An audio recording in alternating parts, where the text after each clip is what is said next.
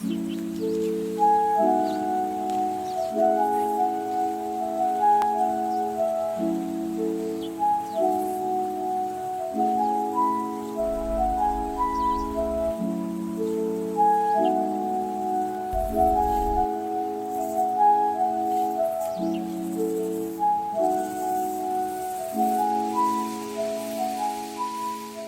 fait littéralement des lustres que je n'ai pas filmé et des lustres en fait que je n'ai pas monté de vidéo, c'est surtout ça le problème récemment, mais je suis enfin en vacances d'été, il n'y a techniquement plus rien à faire et donc il est largement temps de vous partager mon setup qui se trouve derrière moi puisque j'ai enfin un PC depuis quelques mois maintenant et enfin un bureau plus ou moins définitif que j'ai quasiment fini de décorer à l'exception de peut-être 2-3 petites touches, mais vous me connaissez, on se connaît, on sait très bien que ça ne sera jamais terminé, c'est comme ça. J'ai commencé à monter ce setup et à y réfléchir à Noël l'an dernier et je l'ai vraiment commencé en février 2022.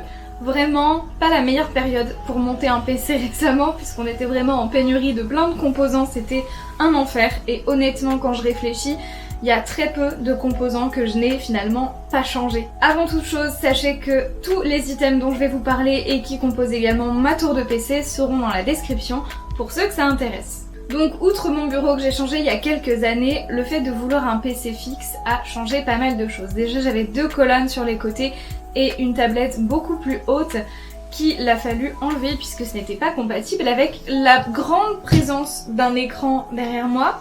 Sachant que j'ai pris un 27 pouces, ce qui est grand. Par rapport à la taille de mon bureau, ça me paraît énorme.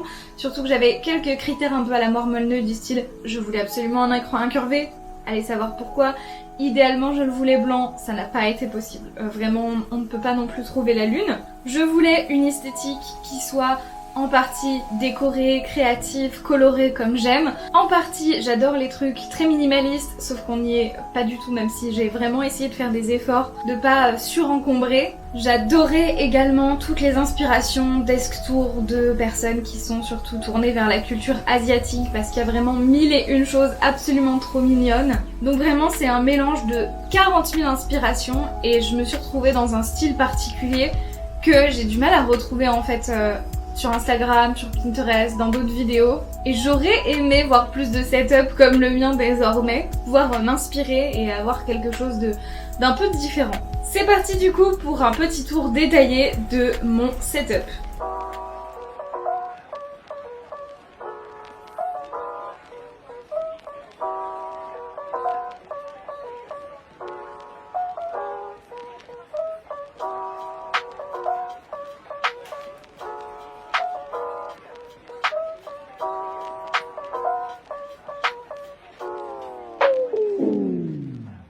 Je commence par le haut avec un ensemble de tableaux dont la plupart sont une de mes créations. Donc tout ce qui va être tableau, peinture, c'est totalement ma création. Ensuite, j'ai fait également le tableau du centre à l'aide d'une illustration de Katana Comics. Et ainsi que le tableau qui est fuchsia avec les 2 mains tout en haut sur une inspiration Pinterest. Le petit faux tableau Bohos vient de chez AliExpress.